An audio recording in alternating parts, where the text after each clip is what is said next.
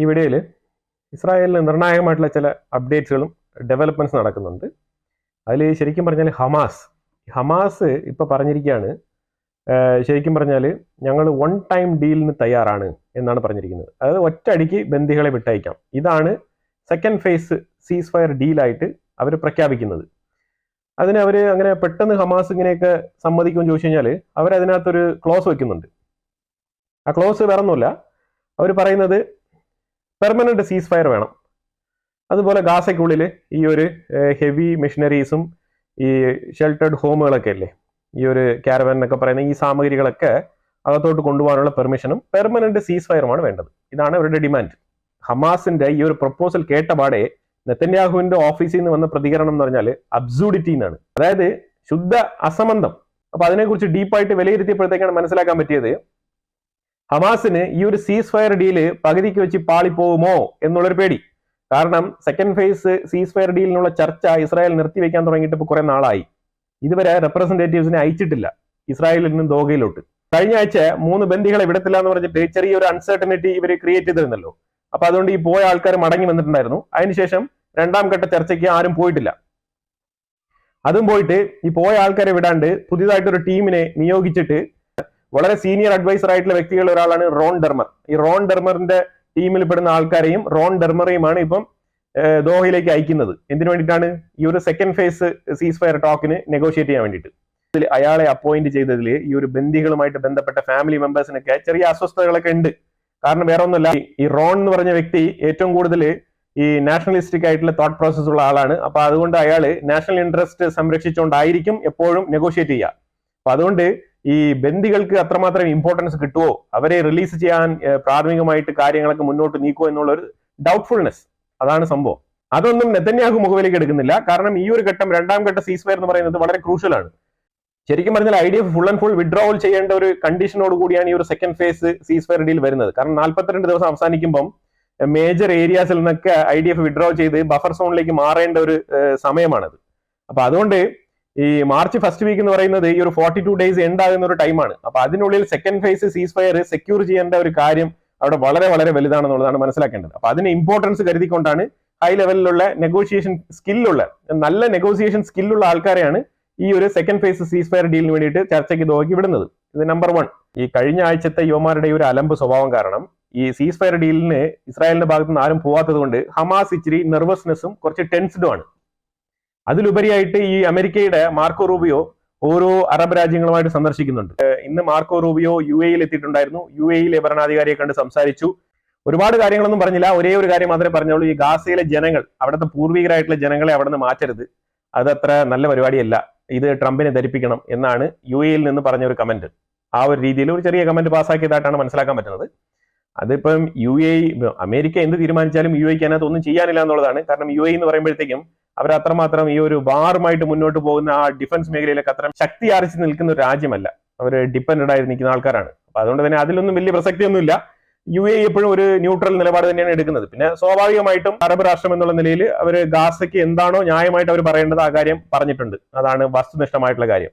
Hamas ഇപ്പോൾ ഒരു total release ഓഫറുമായിട്ട് വരാനുള്ള കാരണം എന്ന് പറഞ്ഞാൽ ഈ സെക്കൻഡ് ഫേസ് സീസ് ഫയർ ഡീല് ചിലപ്പോൾ ചർച്ച നടക്കുമോ ഇല്ലയോ, ഇല്ലെങ്കിൽ ചിലപ്പോൾ ഇത് ഇവിടെ വെച്ച് തന്നെ ഈ ഒരു ഡീൽ കൊലാപ്സ് ആവുമോ എന്നുള്ളൊരു പേടി. അപ്പൊ ഇതുകൊണ്ട് എന്താണ് ഗുണം എന്ന് പറഞ്ഞാൽ ഈ എൻറ്റയർ പാലസ്തീനികളായിട്ടുള്ള ഈ ഒരു പ്രിസണേഴ്സ് ഉണ്ടല്ലോ, ഈ ജയിൽ പുള്ളികൾ, ഈ ജയിൽ പുള്ളികളെ മൊത്തത്തിൽ അങ്ങ് മേടിച്ചെടുത്ത് കളയാം ഈ ഡീലൊന്ന് കൊളാപ്സ് ആയാലോ. അപ്പൊ അതിനു മുമ്പ് നമുക്ക് എങ്ങനെയെങ്കിലും ഈ ഒരു എൻറ്റയർ പാലസ്തീനിയൻ പ്രിസണേഴ്സിനെ റിലീസ് ചെയ്യിപ്പിച്ചേക്കാം എന്നുള്ള നിലയിലുള്ള തീരുമാനമായിട്ടാണ് ഇതിനെ കരുതുന്നത്. അല്ലാതെ ഇതിനകത്ത് വേറെ ഒരു തീരുമാനമില്ല എന്നുള്ളതാണ്. സെക്കൻഡ് ഫേസ് സീസ് ഫയർ ഡീലിന് ഇസ്രായേൽ പോവാന്ന് പറഞ്ഞ് സമ്മതിച്ചിരിക്കുകയാണ്. അപ്പൊ അതിന് വേണ്ടിയിട്ട് ചില കണ്ടീഷൻസ് പ്രിപ്പയർ ചെയ്തിട്ടുണ്ട്. ആ കണ്ടീഷൻസ് ആണ് ഞാൻ പറയുന്നത് ഇവിടെ. ജസ്റ്റ് വളരെ സിമ്പിൾ ആയിട്ടുള്ള വളരെ ചെറിയ കണ്ടീഷൻസ് ആണ്. Condition number 1, end of Hamas presence in Gaza. ഗാസയ്ക്കുള്ളിൽ ഹമാസിന്റെ പ്രസൻസ് ഉണ്ടാവാൻ പാടില്ല, ഫസ്റ്റ് കണ്ടീഷൻ.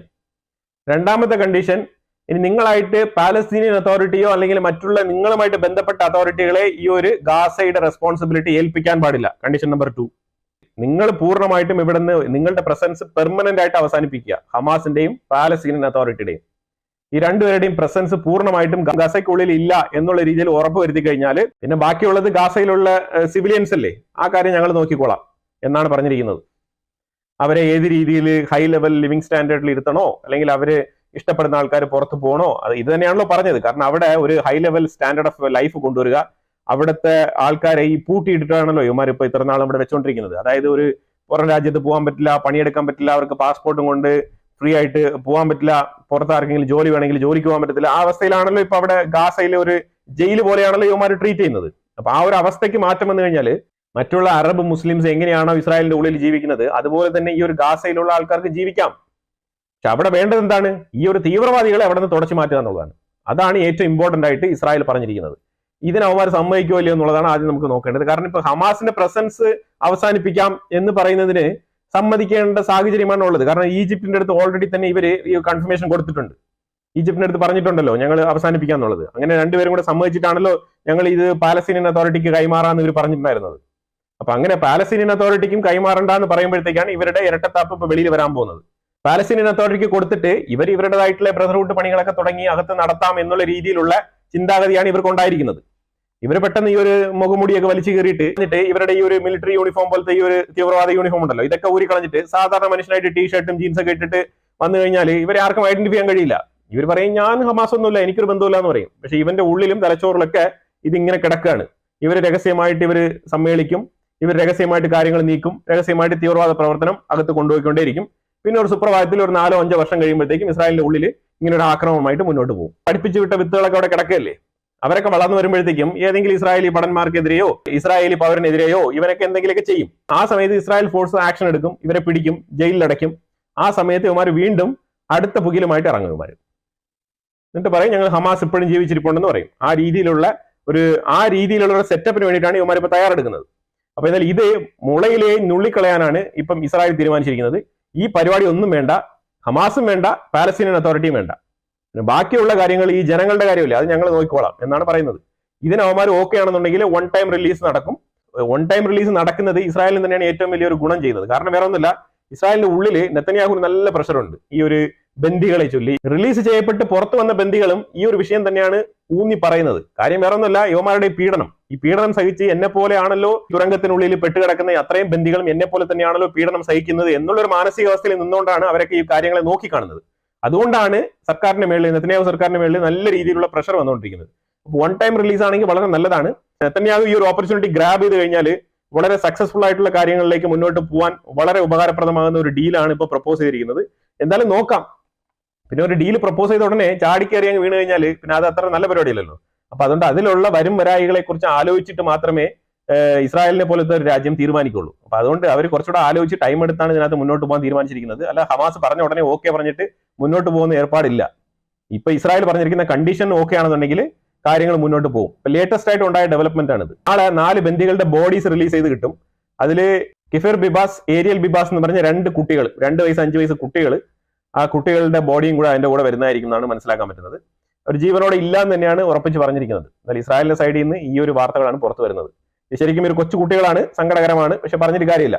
അതുപോലെ 6 ബന്ദികളെ ശനിയാഴ്ച റിലീസ് ചെയ്യുന്നതാണ് പറഞ്ഞിരിക്കുന്നത്. 90% ഗാസക്കാർക്കും താമസിക്കാൻ ശരിക്കുള്ള വാസയോഗ്യമായിട്ടുള്ള വീട് ഇപ്പം നിലവിലില്ല എന്നുള്ളതാണ് വാർത്ത. ഇസ്രായേൽ ഹമാസ് യുദ്ധം തുടങ്ങിയിട്ട് ഏതാണ്ട് 1.5 വർഷം കഴിഞ്ഞ്. ഇതിൽ സംഭവിച്ചിരിക്കുന്ന പറഞ്ഞാൽ ആന്റി മുസ്ലിം ഹേറ്റ്രഡ്, മുസ്ലിമുകൾക്ക് എതിരെയുള്ള ആ ഒരു ചിന്താഗതി ആഗോളതലത്തിൽ വർദ്ധിച്ചിരിക്കുന്നതാണ് പറയുന്നത്. അതായത് UK ഈ ഒരു സർവേ നടന്നത്. UK നടന്ന സർവേയിൽ ഏതാണ്ട് അവർ പറഞ്ഞിരിക്കുന്ന കാര്യം എന്ന് പറഞ്ഞാൽ 5837 കേസുകൾ കഴിഞ്ഞ വർഷം ഫയൽ ചെയ്തിട്ടുണ്ട്. മുസ്ലിംസിനെതിരെ പ്രകടിപ്പിച്ച ഓൺലൈൻ അഥവാ ഓഫ്ലൈൻ 2 രീതിയിലും, ഓൺലൈനിൽ ഈ ഒരു മുസ്ലിംസിനെ അബ്യൂസ് ചെയ്തത്, അതേപോലെ തന്നെ ഇൻ പേഴ്സണലി ഈ ഒരു ആന്റി മുസ്ലിം എൻകൗണ്ടർ ചെയ്തത്, ഇങ്ങനത്തെ കാര്യങ്ങളുമായിട്ട് 5837 കേസ് 2024 UK രജിസ്റ്റർ ചെയ്യപ്പെട്ടിട്ടുണ്ടെന്നുള്ളതാണ് മനസ്സിലാക്കാൻ പറ്റുന്നത്. തെളിവോടുകൂടി ശേഖരിച്ച ഡേറ്റ പ്രകാരമാണ് ഈ ഒരു നമ്പേഴ്സ് വന്നിരിക്കുന്നത്. ഇത് ശരിക്കും പറഞ്ഞാൽ ഒരു വർഷത്തിന് മുമ്പ് 3000 കേസുകളായിരുന്നു. 2022 2000 ചില്ലുവാനം കേസുകളായിരുന്നു. 2022 നിന്നും കുത്തനെ കൂടി 5800 ചില്ലുവാനം കേസുകളിലേക്ക് പോയിരിക്കുന്നത്. ശരിക്കും പറഞ്ഞാൽ ഈ ഒരു യുദ്ധം കൊണ്ട് ഒരു മുസ്ലിം സൊസൈറ്റി എന്താണ് നേടുന്നത് ഒരുപാട് ചിന്തിക്കേണ്ടതുണ്ട്. കാര്യം വേറെ ഒന്നുമില്ല, ആഗോള തലത്തിൽ ഇവർ നടത്തുന്ന തീവ്രവാദ പ്രവർത്തനങ്ങളാണ് ഇതിൽ പ്രധാനപ്പെട്ട പങ്ക് വഹിക്കുന്നത്. ഏതെങ്കിലും അതായത് ഒരാൾ രാവിലെ പത്രം എടുത്ത് വായിക്കുകയാണ്, ജർമ്മനിയിൽ കാർ ഓടിച്ച് ഒരുത്തൻ കയറി, US അവനും കാർ ഓടിച്ച് കയറി. ജനങ്ങളുടെ മേളിൽ, സാധാരണ ജനങ്ങളുടെ മേളിലാണ് ഈ കാർ ഓടിച്ച് കയറുന്നത്. ക്രിസ്മസിന്റെ മാർക്കറ്റിൽ കാർ ഓടിച്ച് കയറ്റുക, ഇങ്ങനത്തെ പല പ്രവൃത്തികളും ചെയ്യുന്നതുകൊണ്ടാണ് ഈ ഒരു ഹേറ്റ്രഡ് ഉണ്ടാകുന്നത്. ഇത് പിന്നെ ആ ഒരു സൊസൈറ്റി അനുഭവിച്ചേ പറ്റൂ, വേറെ മാർഗമില്ല. Most of the positions in southern Lebanon, അതായത് സദൺ ലെബനാന്റെ ഇമ്പോർട്ടന്റ് ആയിട്ടുള്ള പല മേഖലകളിൽ നിന്നും IDF വിഡ്രോ ചെയ്തിട്ടുണ്ട്. ഈ വിഡ്രോ ചെയ്യുന്ന സമയത്ത് ഇന്നലെ ഞാൻ പറഞ്ഞല്ലോ ഒരു മഞ്ഞക്കൊടി പറിച്ചു കളഞ്ഞതിന്റെ പേരിൽ അവിടെ ഒരു ഇഷ്യൂ ഉണ്ടായിരുന്നു. ആ ഒരു ഇഷ്യൂ ഒക്കെ ഉണ്ടായി. ഈ സദൺ ലെബനാൻ ഭാഗത്ത് ഈ ഒരു കൊടിയുമായിട്ട് നിങ്ങൾ വരരുത്, ഇസ്രായേൽ ആക്രമിക്കും എന്നുള്ള ഒരു വാർണിംഗ് ഓൾറെഡി കൊടുത്തിട്ടുണ്ട്. എന്നിട്ടും ഇന്നും ഇതേപോലെ കാറിൽ മഞ്ഞക്കൊടി കുത്തി ആൾക്കാർ സഞ്ചരിക്കുകയാണ്.